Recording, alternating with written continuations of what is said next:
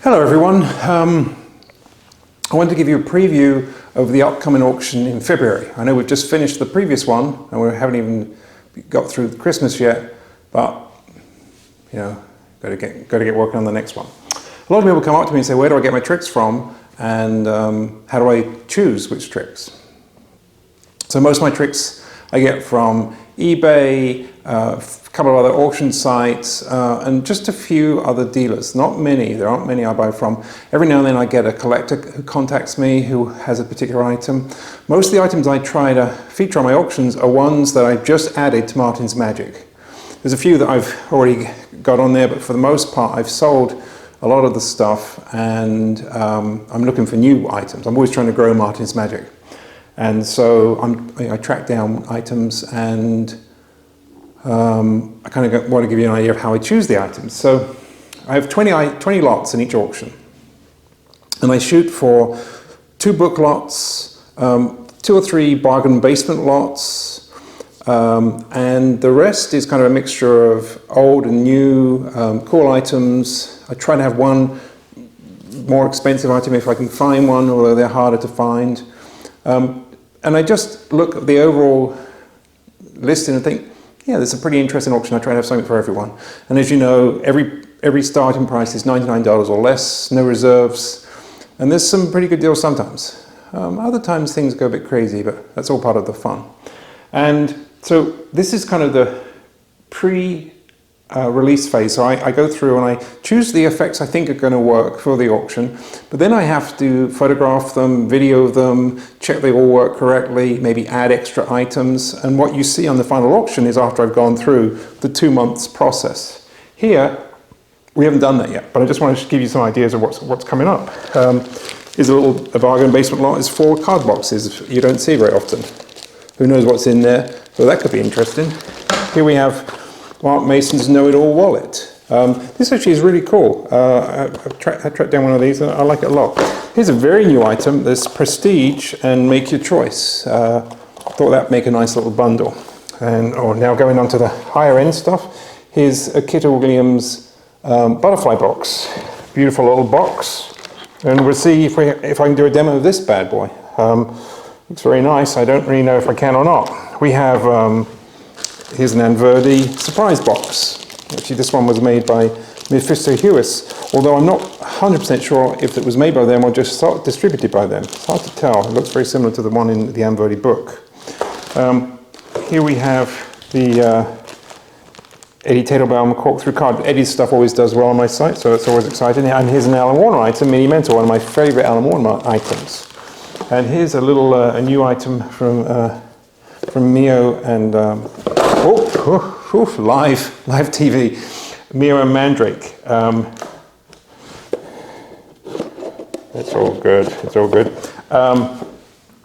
Obviously, I check over everything before it goes on the auction. But here's a bag of stuff. Looks like small, cheap stage items. If we go over to the other table. We're over here now, and we've got, this is kind of the bigger items here, and again, I try to have a combination of big and small items. Look at this beautiful item here. This is a trick that actually was put out by Supreme, but this is not the Supreme version. This came out before the Little Weather House, and it's a very adorable little it's like Run Rabbit Run. I'm looking forward to getting that on my site for sure. Then I've done, I've sold CardGo before. This is the improved version of CardGo, and but it also comes. I thought it'd be nice if we could appear the card, and so I've got Ghost Glass. So you vanish it with CardGo, and then you make it appear with Ghost Glass, which I thought would make a nice combination. I've got some book lots here. So I've got a dealer manufacturer book lot. We got P&L, Miller, Babcock, and Bev Taylor as one lot, and then we've got Berlin Hull's fabulous Encyclopedia of Stage Illusions, plus the Great Illusions of Magic, the cheaper ones, so I thought it'd make a nice lot. I've got the Michael Baker Ikito sleeve production files. I've got a Henshin production on a stand, which I don't have on my site already. There's a Jack Hughes snake basket there. There's soft glass Abbott's. There's here's an interesting thing. This isn't the old Juco candle where the silk appears on the candle, but I've also thrown in a Magic Hand silk pistol because you need some way to vanish it. There's a original Henshin die box there. And then this final item, if I can get to it, which is pretty neat.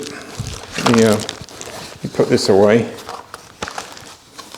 But this is, in fact, I think came out in the 80s. It's called the Supreme Starter Kit. And basically, this is a bunch of items from Supreme. It wasn't always the same items. They just depended. They're all actually new, and I've got to add these all to my site. But it's got a pretty impressive book in there as well.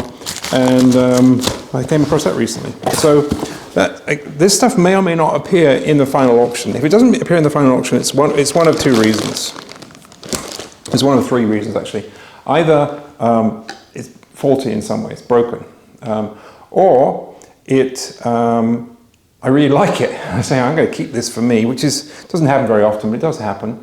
And I really like it is the wrong phrase. I like a lot of the tricks I sell. I just don't perform them anymore, so I'm moving on. I'm not keeping stuff I'm not going to perform. I only do close-up magic. So. And the third reason is I just don't get time to do the photos and the video and bring it all together. There's a lot of history involved. It's time, it takes time. Anyway, but that's a preview of what could be coming up in February. I've got the Christmas break off, but I'll be working on this for the next 2 months. It takes a long time to get everything together. You see that final auction with all those videos and all the photos. It all looks pretty simple, but there's a lot to go, and there may be other items to get replaced as I go through them. But this is where I'm starting now, and this is exciting for me too, because a lot of these tricks I'm not familiar with myself. I know how they work, but haven't really spent any time with them. And it's only when you work with them, and particularly when you do the videos, that you really see how well these tricks work. Anyway, in the meantime, have a very Merry Christmas, Happy New Year, Happy Hanukkah, and any other happy holiday there is. And I'll see you in the new year. Thank you.